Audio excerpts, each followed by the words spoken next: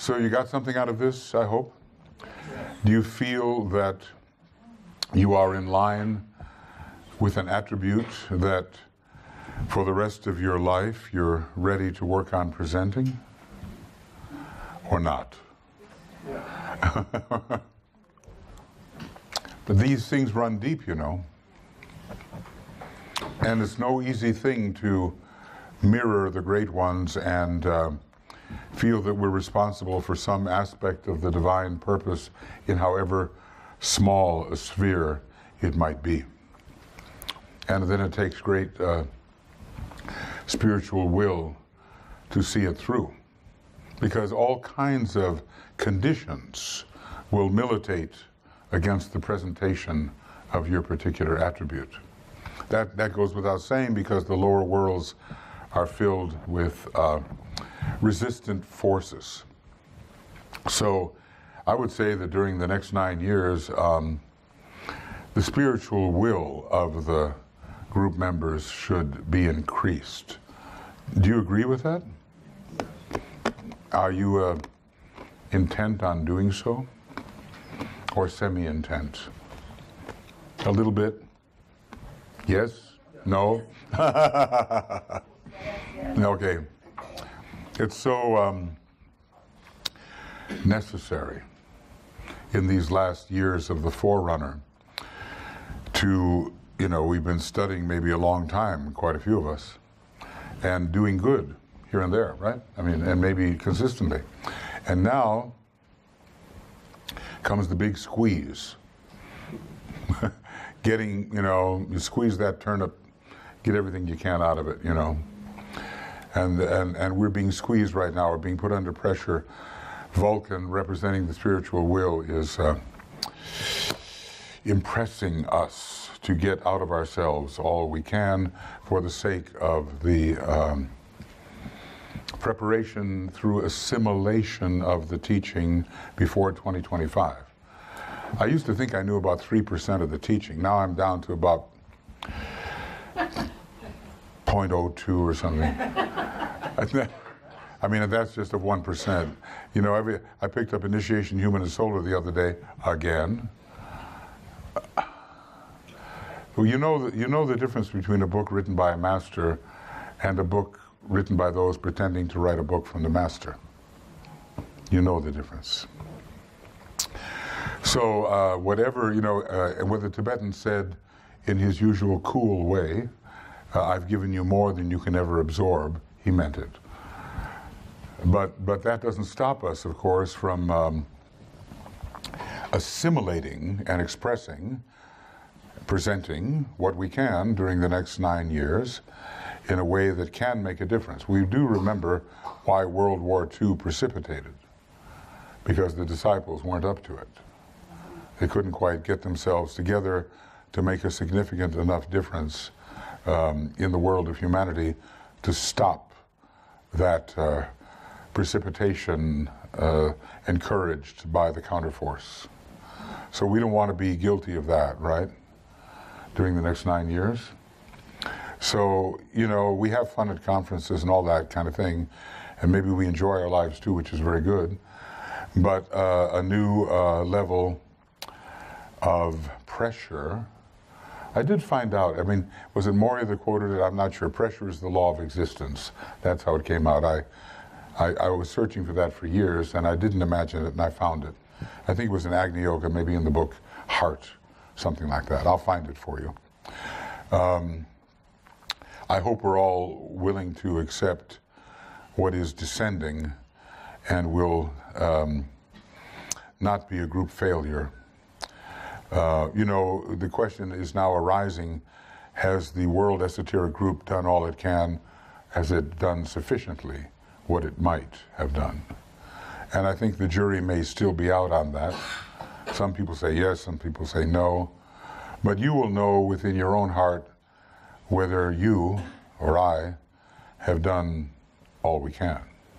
Because now the crisis is on. And I don't think I'm being a Cassandra here, you know. Cassandra announced to all of those in ancient Greece what was coming, but they never heard her. So I think we're entering the period of the tribulation. I think that's what it's called in the book of Revelation. And I think that prophecy will be fulfilled, and we who are somewhat trained have to be able to stand and withstand that. Am I hearing a member of the Deva Kingdom?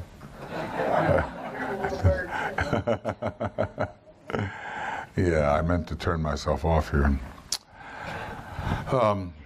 So, you know, I get pretty serious about this subject, and basically, I am an optimist about these things. I mean, I think it's going to be, I think we're going to win, actually, you know. But I don't think it's a foregone conclusion, and I don't think we can rest back on our laurels. And I think that no matter how humble we are, and how little we think we've accomplished, we are needed, really needed. So if we can gain a new measure of seriousness, even from the point of view of that particular star, about our next 9 years of the Forerunner, I think we'll be on the right path. Now, okay, I'm not going to hold you long here. Little review. You know, we're going to mention a little more about our Glamour Initiative in just a moment. But we reviewed our rays and tried to get a clearer idea about what they might still be, you know, the ray for the day, changing here and there, and things do evolve. The personality ray can change, especially in the last third of life. It can shape up to be what's going to be the next personality ray, and soul ray changes rarely, and that's over a period of a number of lives, but we reviewed that, and maybe how they were working for us. Then we talked about the nature of glamour, which is a big world problem right now, and how we can identify those confusions in our life which might be preventing us from being fully effective. So, you know, try to get rid of that stuff by the power of the fifth ray and that great beam of projecting energy which comes when soul and mind and the energies of the personality are united at the Ajna center. And then we got into these very high methods of meditation, isolated unity, inclusive reason, and presented attributes. Really initiatory types of meditation. I mean, who can really use them? If we're aspiring personalities, which I'm sure we all are at certain points, we can't really use those meditations. We have to be meditating more as a soul in order to use these meditations. But anyway, we're getting warmed up to that idea, and we're seeing really how practical it is to have a new view of the world and to see the unification of it all somehow, and then to make something useful happen. That's what it all boils down to. And of course, we've been through our astrology, and we've looked at many, many things in astrology, and the whole theme of initiation presented in terms of our initiatory potentials via our astrological chart. And now it's one thing to get all excited once a year and get into these things, and it's another thing to keep working with them during the year. Maybe that's, you know, we all help each other when we're here, but when we actually go home, we have to keep working with these things so we can really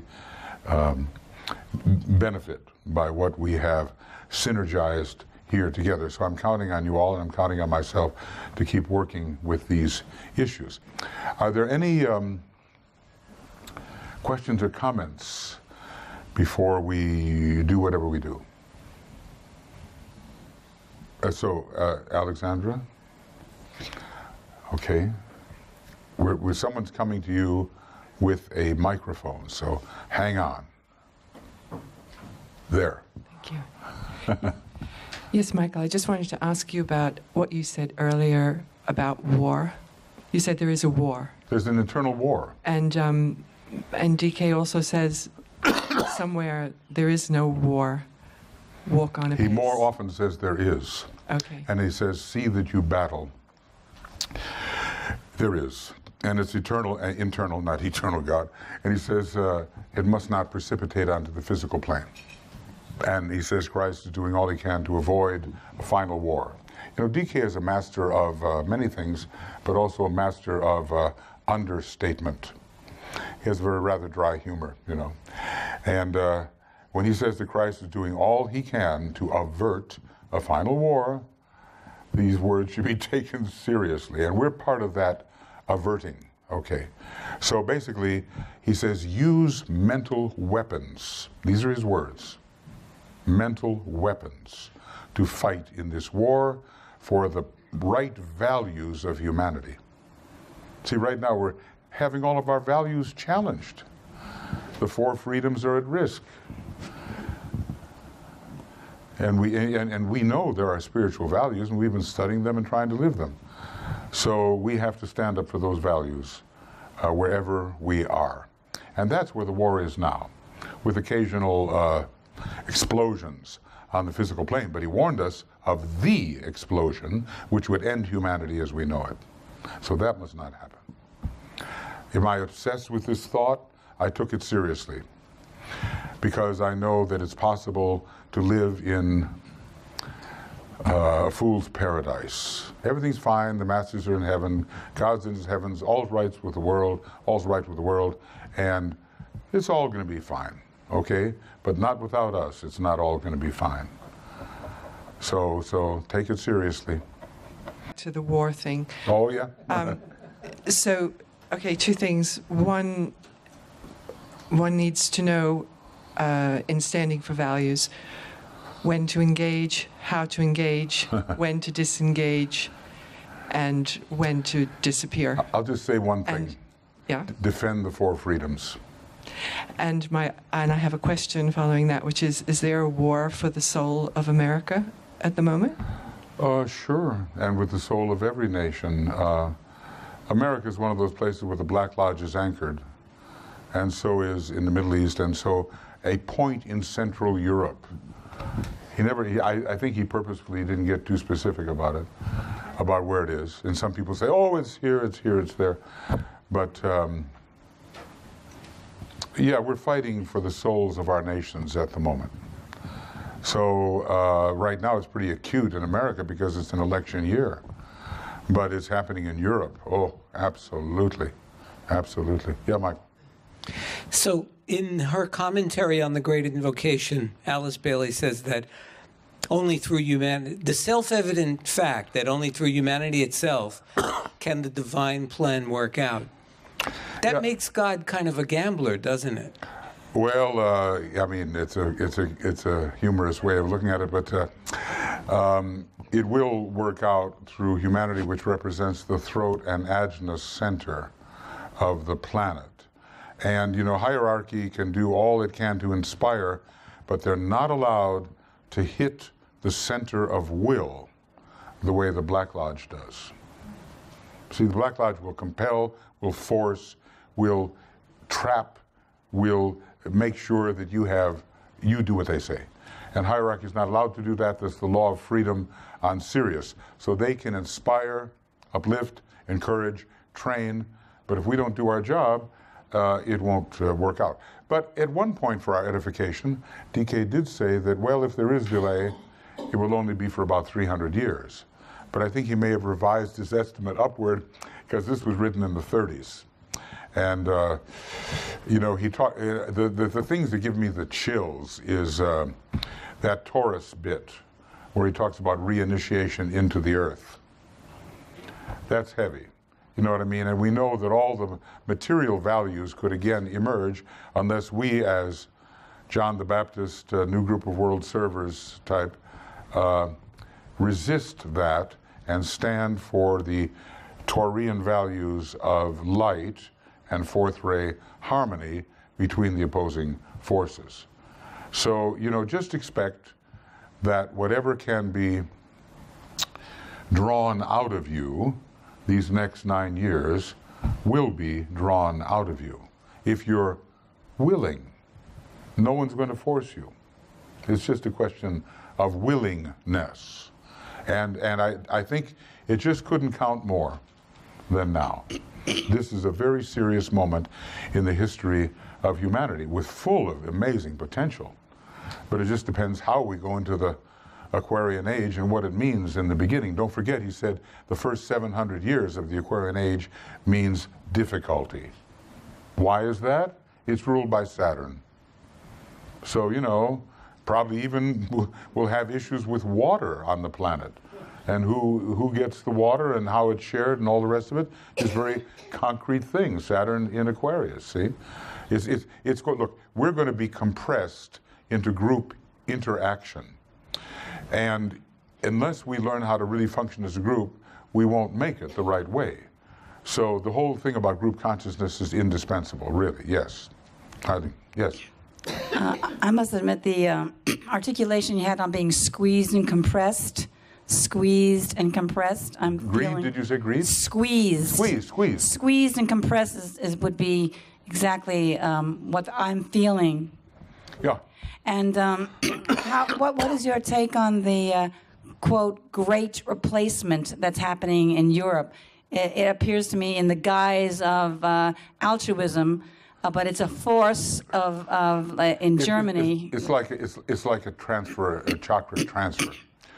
But as we all know from our own microcosmic battles, that when there are chakra transfers, there's a great deal of upset and upheaval and disease. So we're going to have that.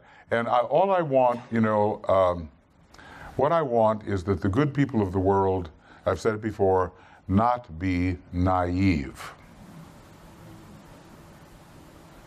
We have a tendency to be that. Naivete is fine and everybody's good and everything's working out. Don't forget, you know, I'm an Aries type. What can I say? The enemy does exist. And the enemy is not finished yet. And Christ warned when we had kicked out all the demons out of our house that a whole lot more came in because we didn't pay attention. And DK repeated it, okay?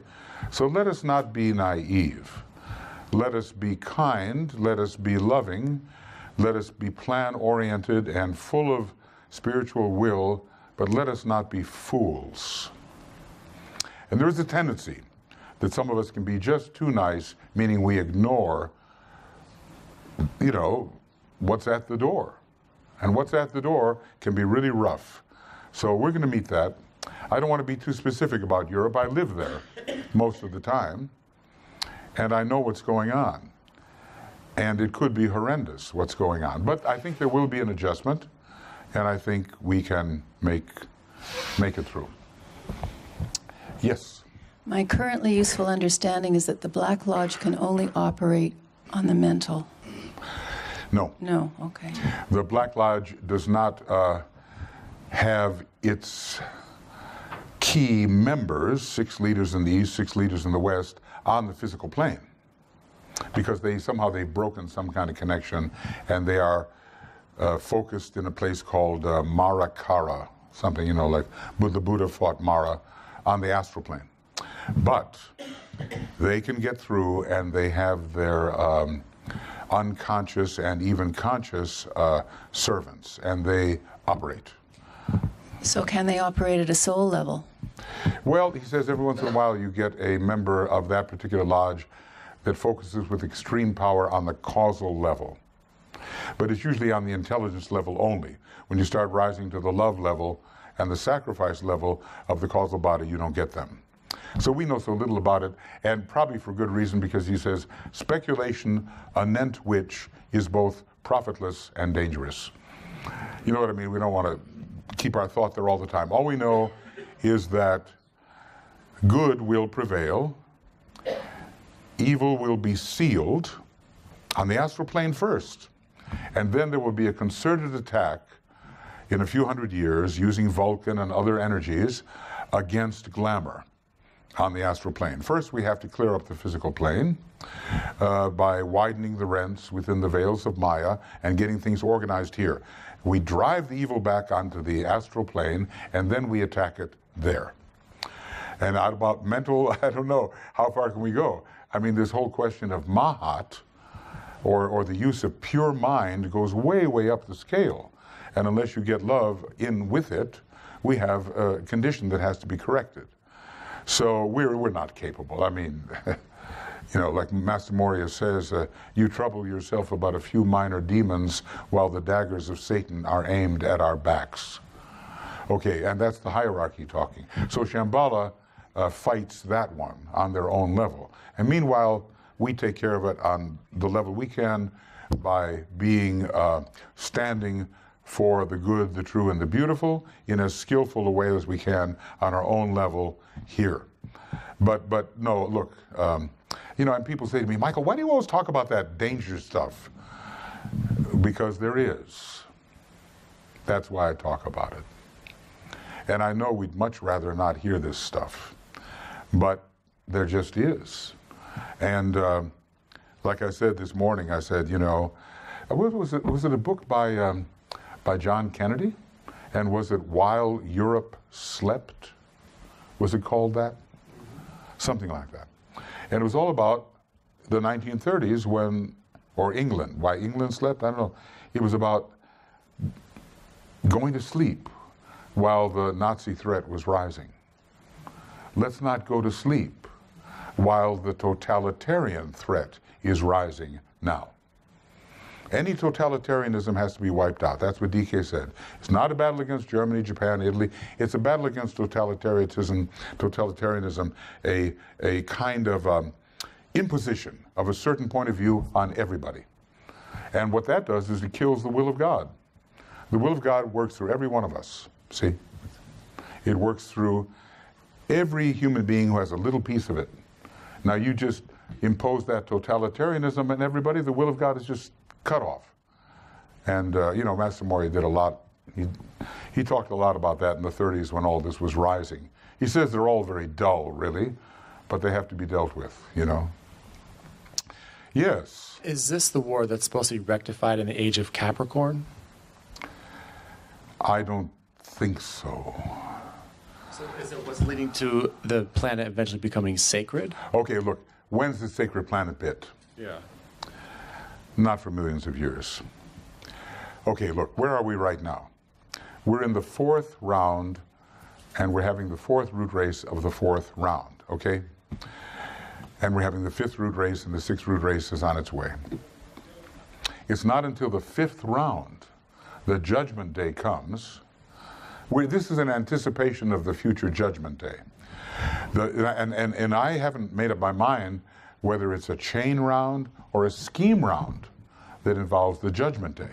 But all I know is that it's only then that those with too much concrete mind or too little are sent to the inner planes and thence to Mars. And that's when we have the possibility of a sacred planet, and everybody on this planet will be on the path as far as human beings are concerned. And that's a long way. Look, the 6th root race is going to last how long? 1 million years or something? 10 million. 10 million years. And then there's the 7th, and the 5th isn't even over. And we're talking about another round altogether. So Judgment Day, or the sacredness of this planet, is cosmically imminent, but, you know, in terms of our time scale, not imminent. I think what will have to happen is that, I'm not exactly sure, but what makes a sacred planet is a 5th initiation. Well, we're taking a kind of 4th initiation on this chain. A 5th initiation of the same kind will be taken ahead. However, there's also the possibility that we may be talking about the 5th scheme round. That's a long time ahead. Venus has finished all that stuff. Venus has done it all in 5 scheme rounds. We're still in the 4th scheme round, we're in the 4th chain round, and we're behind. So our kind of entry into the number 5 is not going to happen right away. The mystery of the 4 and 5 that Eva was talking about. The mystery into the higher number 5 is cosmically imminent, but not in terms of our time scale. However, we can have a much better planet. And during the Aquarian Age, we're supposed to enter the age of brotherhood by the last 720 years. So that can make a big, big difference. It won't yet be a sacred planet, however. So don't look, I mean, I know you'd like it to be right away, but it just can't be. It just can't be, because certain root races have to be gone through before this is possible. fifth round. And even if it's the local fifth round, it's still millions of years ahead. But don't get discouraged, hang in there. Well, you know, inevitably, where will you be? I mean, what will you be? I mean, you'll be, don't worry. So, but you won't yet have gone to Sirius and come back, but there's plenty of work to do in the solar system right now. And on our planet right now. Yes, Helena has something. Yes, and Tanya has something. Okay, so just to continue in this conversation, could you say a few words about, you know, the etheric existence versus physical? You know, there's a lot of... Some people who are very anxious to get to heaven feel that our physicality will soon etherealize and virtually disappear. But that's very unlikely in the fourth round, which is based upon the transmuting the physicality of our planet. So, you know, everybody looks for an escape. I've seen it all the time, even I do. And we get me out of here and get me into something better. But the point is, we have so much physicality still to work through that we're not on the verge of having a non-physical solar system. This solar system will etherealize only towards its end, and that can be a long way away.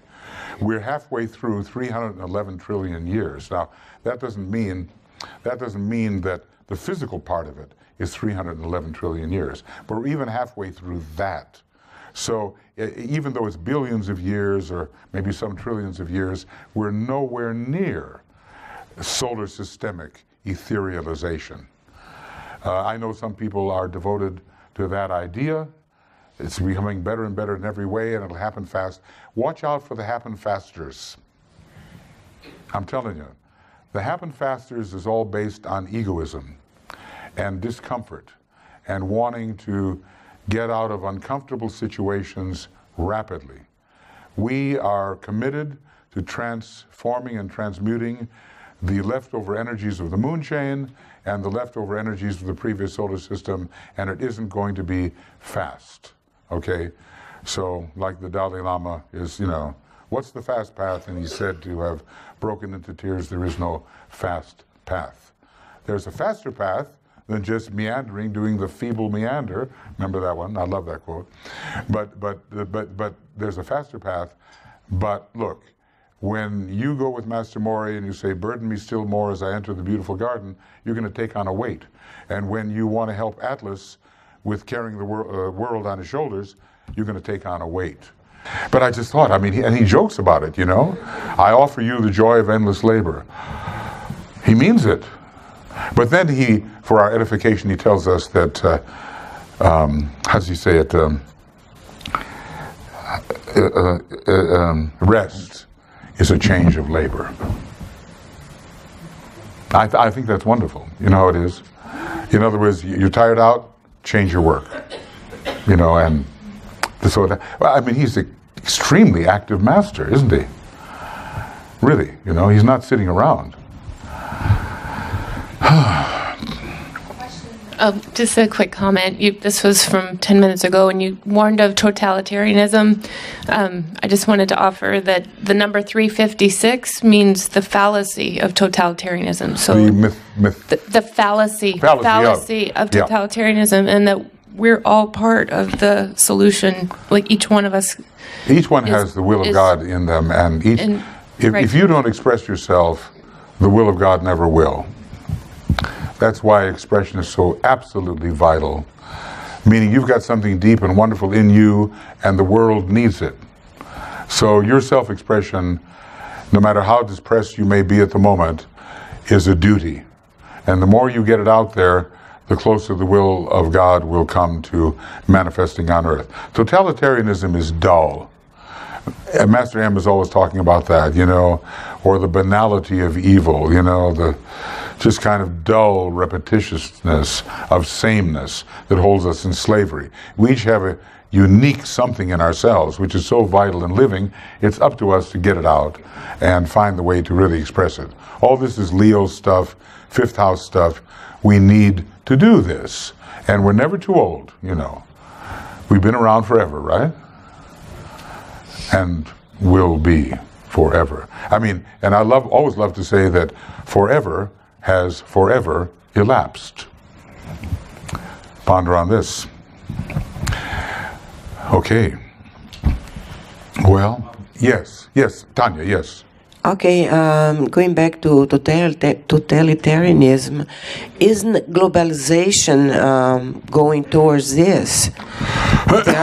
There's a lot of discussion about this, you know, this effort to unify education methods worldwide, and technology, of course, is helping to make this, you know, coming about. So how can we, as individuals, separate globalization, which seems to be a good tendency, and totalitarianism?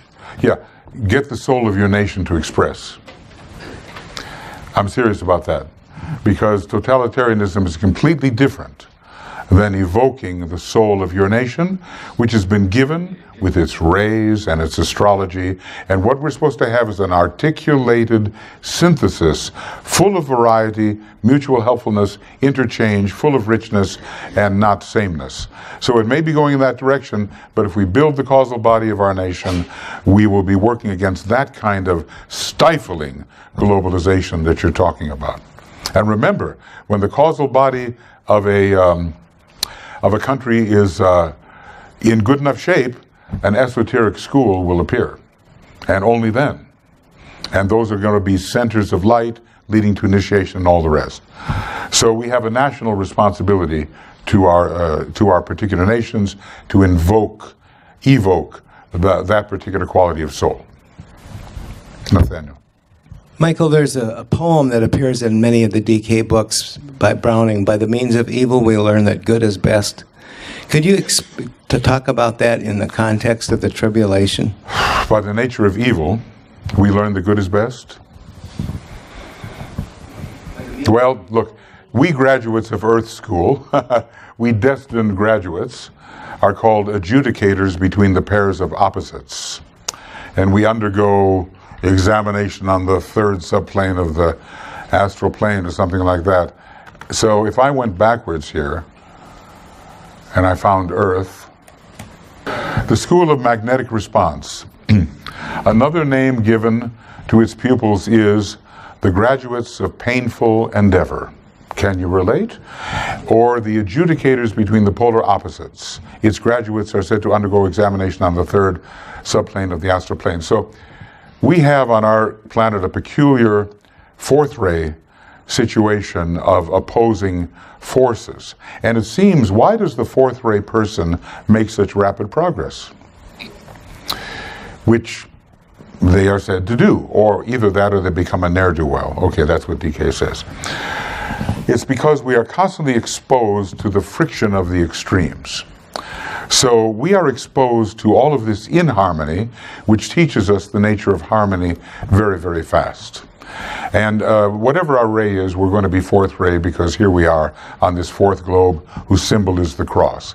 And we just have to get used to the fact that we are constantly going to be exposed to the frictional interplay of these opposites. And we will learn rapidly, because of the pain of this exposure, that good is best and harmony is best. If we can stand it, you know, that's it.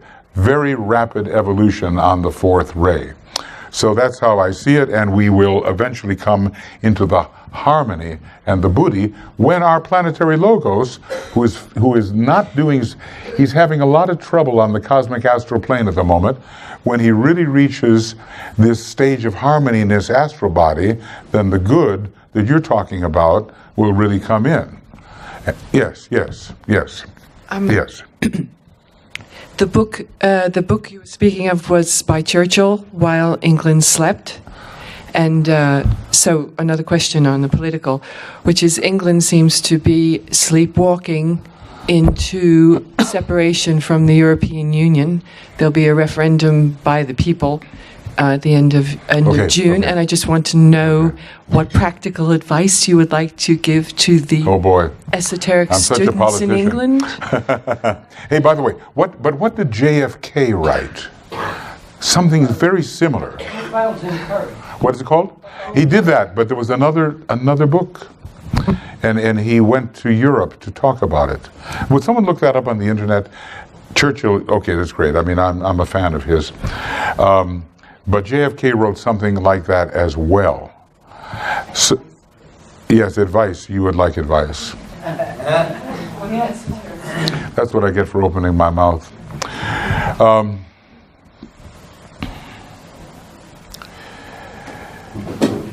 You know, England has a Gemini soul. Great Britain does, and a Taurus personality. Venus is very prominent. And I would say the separatism of Mars and the multiculturalism which negates the souls of nations is threatening all around. So let every nation, and England especially here, emphasize the 4 freedoms and not compromise on the 4 freedoms, no matter what politically correct thing is thrown around. The 4 freedoms now have to be defended as never before. And the values of Venus, the esoteric ruler of England and of Great Britain, have, you know, because look, Venus must win. You know how it goes. Mars is the cross above the circle, Earth is the cross in the circle, and Venus is the circle over the cross. Venus must win. And we are in a war now between Mars and Venus. And Mars came very close to the Earth, closer than it has in 70,000 years or something like that, just recently. And the upsurge of the non-sacred Mars is threatening to engulf the values we have extracted from Venusian living ever since the Renaissance. That must not be allowed to happen. Those values must be preserved. The preservation of values is the duty of the first ray initiate, page 507 in Rays and the Initiations. So we have to stand for the highest values together. That's my only advice, and it's individual advice too. Every one of us. We're all our own little microcosm here. We've got to stand for those values. And you can be sure there's going to be an onslaught against anybody who stands for those spiritual Venusian values. I close by saying Venus must win. Yep. Little question. What will be you mentioned the future school of meditation. Yeah. What will be the language of this school? English? What are the advantages of these future schools of meditations along... Language. What it's standing? Language. Each in its own country. Each in its own country. But don't forget, we are so rapidly advancing. I mean, I don't love Google Translator. You know, ever since the angel of death turned out to be a white mushroom, I've lost faith in it. But we are reaching the point where whatever language you speak is going to be instantaneously and excellently translated into any other. So if it's in Russia, it'll be Russian. If it's in Sweden, it'll be Swedish. We don't have to worry about that because we're going to be able to talk to each other, I believe. We won't have to have some new language. And you know, we're going to go deeper and deeper, and we're going to get into the Sanskrit. It's going to be, like he says, Sanskrit will now become a living language again. And maybe one day Sensar too will be able to do that. But those are the sacred languages internally. The outer languages can just talk to each other. I'm sure it's coming. So I don't think it's a big deal. It doesn't have to be English. Well, let's see what DK writes in again. Will he write in English? If he's going to write in English, it'll be important. But it won't be the only thing. You know, that's how I see it. Yep. Okay. Who? Yes. Well, two Margot. things. The book JFK wrote was Why England Slept. Why England Slept. England Slept. And then Churchill wrote something called While England Slept. How interesting. But you know, England, you know, Taurus can be a little sleepy, but Gemini is very alert. So I can only hope that the effects of the Second World War, which made everybody just hate war and do anything they can to avoid it, will end. Because we're in a war. And remember, DK said, he did say it. See that you battle. He said it. And he also said that nice second-ray master, whip yourself into shape. He said it. Okay. And what are the 4 freedoms, please? Well, the freedom of speech. Okay, and freedom of worship. I mean, he has them, you know, I can get to freedom from want and freedom. Yeah, well, freedom of speech and freedom of the press are going together. See, this is Churchill's, this is FDR's thing here. I'll just show you. And it's his document. It was never more necessary than now for freedoms. Wait a second. I've got to get rid of all check marks. And there's a place where his letter, he was a first-rate disciple, and he just enunciated this. And that's what's under stress right now. So let's see, 4 freedoms, there it is. In future days, which we seek to make secure, part of the Atlantic Charter, I suppose, or at that time, we look forward to a world founded upon 4 essential human freedoms. The first is freedom of speech and expression everywhere in the world. The second is freedom of every person to worship God in his own way everywhere in the world. The third is freedom from want, which translated into world terms means economic understandings which will secure to every nation a healthy, peacetime life for its inhabitants everywhere in the world. The fourth is freedom from fear, which translated into world terms means a worldwide reduction of armaments to such a point and in such a thorough fashion that no nation will be in a position to commit an act of physical aggression against any neighbor anywhere in the world. Franklin D. Roosevelt. So that's going to be in whatever book that is in here of DK's Externalization, page 319. I think so. So it's really worth memorizing those 4 freedoms and seeing wherever they're going to be attacked. You cannot criticize my religion. Very bad. Very bad. That has to go. Every religion can be criticized. There is no religion higher than truth, HPB. Okay? You cannot worship the way you want to. You have to worship the way we do. Okay, you're starving, but I have enough. That's okay. And finally, subtly, I have the weapons you don't. You do as I say. Or else. And this is happening now. So just be alert to it. And in your thought, oppose this. And articulate in your thought the countermeasure which will stand for the 4 freedoms. Work with your mind. Work in meditation. We're going to do a lot of that when we work with the glamour, and Tuya and I have been doing this evocation of the soul of nations work. We've done about 90 nations. It's just amazing. You know, when you get into this, who are the people in these nations and how do they live and what is their culture? It's fantastic. And we still have, what are there, almost 200 nations in the United Nations? Something like that?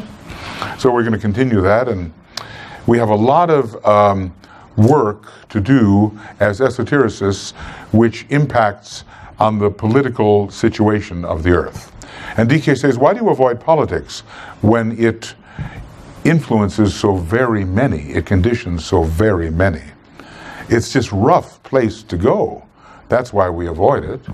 But we can't have that luxury during the next 9 years. Yes. So 2 things. One is side by side with Sanskrit censor would be placed also Medjunecher, which is late.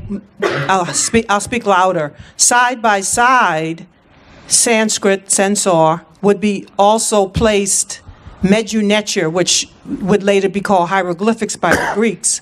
I'm very steeped in the livingness of this language as well, and working with those also who are, and then. Okay, but wait, I have something to say about that. Censor is much deeper than any hieroglyphics that we now have. This is an inner sacerdotal language which is only known by the masters. Hieroglyphics are now being translated. They are a precipitation of it, but Senzar is the secret sacerdotal language. And it's filled with living images which radiate sound and color simultaneously. Yes. So we have to know what's primary and what is derivative, as good as what is derivative may be. Yes. And the second thing is, did you say 25 for the coming in of the fourth, more of the fourth ray? In its monadic aspect, the fourth ray comes in its monadic aspect. Now, what does that mean? Now, look, any of us can be any of the 7 monads. So what I expect is a lot of people who have that essential secondary fourth ray monad will be coming in at that time. And he says, and therefore, sometimes DK says, therefore there is no real worry, you know, Libra is growing in the planetary horoscope, the fourth ray is coming in, harmony will come in. But remember, the fourth ray also suffers from the glamour of war. So we have a few years which are very dicey. And although we are going to go into safe waters, I do believe, we have to be on extreme alert, inwardly as well as outwardly, during these next 9 years. Look, I mean, it's so serious that we who have studied this teaching for a long time better stand up and be counted. Right. It would seem we need more fourth ray than ever to work through to work through the you know, what you think about relationships and marriages, you know, every we'll have it. We will have it. Ever since even 1924, there was a blast of fourth ray that came in, and that's what I think allowed the ashrams to move from the mental plane up onto the fourth or Buddhic plane. So we've had it, you know. Some of this, it's been present, and now it's going to be more present than ever. Look, the higher-ups are working to make sure we all get through this and the planet doesn't just... There are failure planets, we know that. I mean, the moon failed. Things can fail, but we have a lot of great souls working for the emergence of the good. And we just have to, on our own level, do the same on our own level. That's all. Michael, just to sound this note on this issue of the freedom from fear. It seems to me we've had 2 very recent examples of executives. I'm thinking of Obama visiting Cuba, and I'm thinking of Kerry going to Japan and being at the Hiroshima Memorial. And in both cases, but particularly Kerry said, when I was there, he's the first American official, high official, to ever go and not directly apologize for the bomb, but just be there. And he said, what I went through was gut-wrenching. It was a life-changing experience, and it leads me to say we must abolish all nuclear weapons. You know, we don't want to have a new book called While the Esotericists Slept. Okay? I'm pretty good at not sleeping, you know, lately. Good, thank you. Well, okay, it is the time that we've reached our end, and of course now we're going to be starting the full conference somehow. And we have a lot of people have a lot of work to do. So we have a couple of announcements. We have announcements about glamour, and let's close with that. First of all, you have something you want to say? Yes. Oh, we have the image too. Wait, you just wait a second. Let's show first the glamour image, or the image that's related thereby. Okay. Dwayne, would you like to say a little? Whoa. Right. I know what this is. Okay. The theme of these techniques of transformation are very powerful and very important, but we have mainly been dealing with text, and texts are creative and they outline the issues and the problems. This is a symbol given by DK in one of the discipleship books on the dissipation of glamour, fear, and world cleavage and problems. And there's a short commentary that goes with this, but he gives it to one of his disciples to use as a point of meditation. And if you could just switch to that short commentary, it's just one short paragraph, and it's called Glamour 7. I would like the group to read that. And it will be available if anybody wants to contact me after the conference. I will send them a copy. I'll let the group read it silently.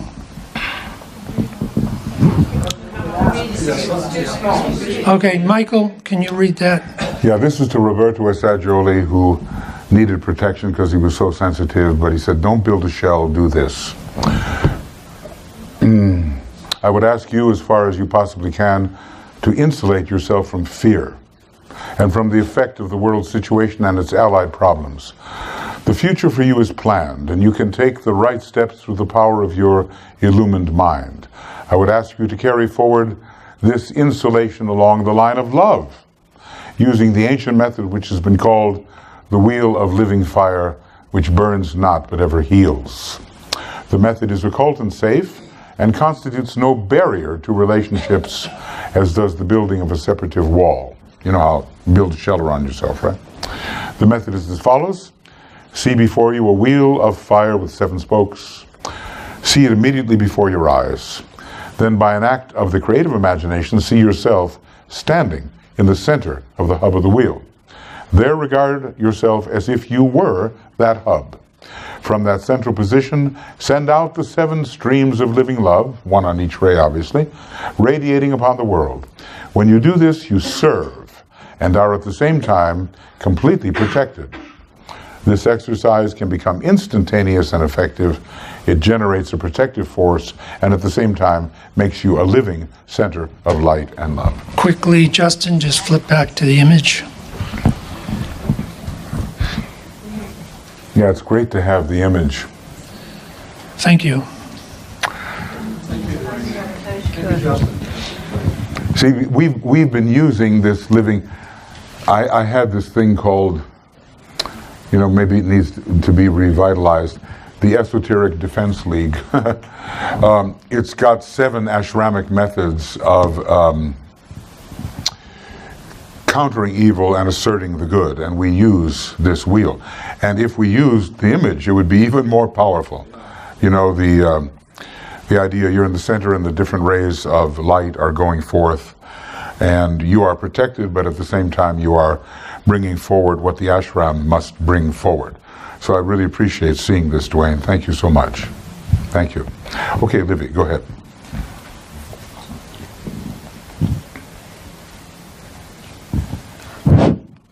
Wayne, yes, thank you. You know, we've been gathering on the subject of initiation, and of course it will continue now that the main conference is starting soon. And we've had a chance to learn where we are, or get a better sense of our point on the path and what is the next step for ourselves, and what might be an obstacle. And obstacles are always glamorous. And we've been able to focus now on our individual glamours along ray lines. So I hope this has been beneficial to all of us. I know it has to me. But now we have this opportunity, as we learn more about our individual glamours and are working with those, we have this opportunity. This qualifies us to do some world service work together as a group, to help dispel world glamour. We've been talking about the great need in the world, the great challenges, and what a critical time this is for humanity. And so this idea of using a formula that DK gave to us, a scientific formula to help dispel world glamour, is an invitation for all of us now. You know, if we who know about this formula, that DK gave us, if we don't use it now at this critical time, who will? So when we say, what can I do to help, you know, in the world, this is one of the things we definitely can do. So we invite you to learn more about this. You know, we also know how busy you all are, but truly, DK did say that once you understand the formula, once you understand the work, you can do it in 5 minutes. So those of us who are doing the triangles work, you know, at the end of whatever our meditation work is, if we can add 5 more minutes to help dispel world glamour at this critical time, that would be tremendously beneficial. And we are the ones who know about this formula. So hope you'll join us. Thank you.